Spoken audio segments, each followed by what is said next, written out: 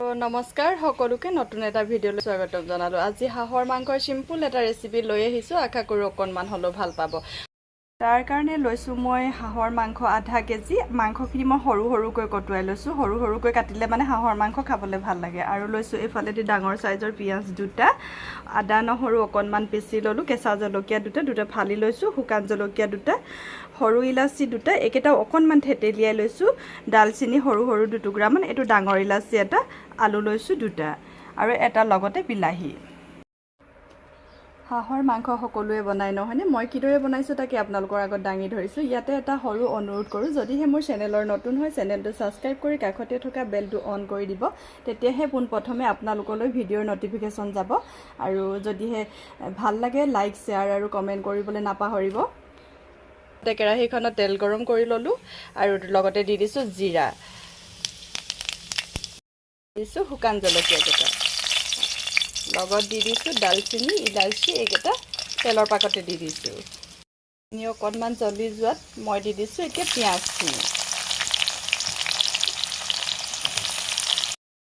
পিঁয়াজখিনি অকণমান ৰঙচুৱা হোৱাত মই দি দিছোঁ কেঁচা জলকীয়া কেইটা, লগতে দি দিছোঁ পিচি থোৱা আদা নহৰু পেষ্টটো।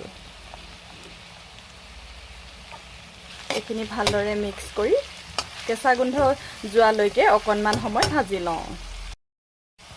পিঁয়াজবোৰ ভালদৰে ৰঙচুৱা হৈ গ'ল, ইয়াৰ কেঁচা গোন্ধটো নাইকিয়া হৈ গ'ল, দেখিছেনে বাৰু? এতিয়া মই দি দিছোঁ অকণমান ৰেড চিলি পাউডাৰ, বেছি দিয়া নাই, অকণমান কালাৰৰ কাৰণে দিছোঁ। প্ৰয়োজনৰ মতে নিমখ দিছোঁ আৰু হালধি, লগত দিছোঁ ধনিয়া পাউডাৰ। ভালদৰে মিক্স কৰি লওঁ। মছলাখিনি ভালদৰে ভাজি ল'লোঁ গোটেইখিনি। এতিয়া মই ইয়াত দি দিছোঁ মাংসখিনি।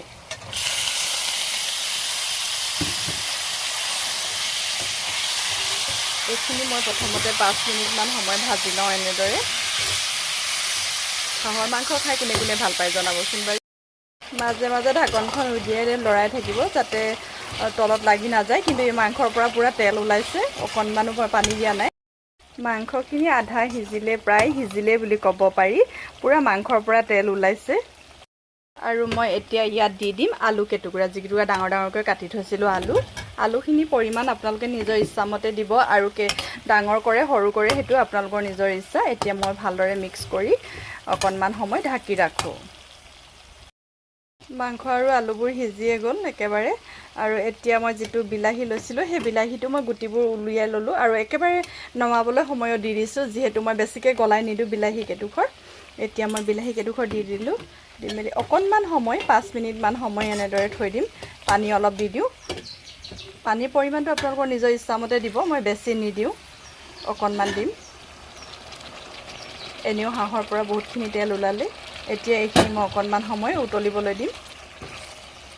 আলু মাংস ৰেডি হৈ গ'ল।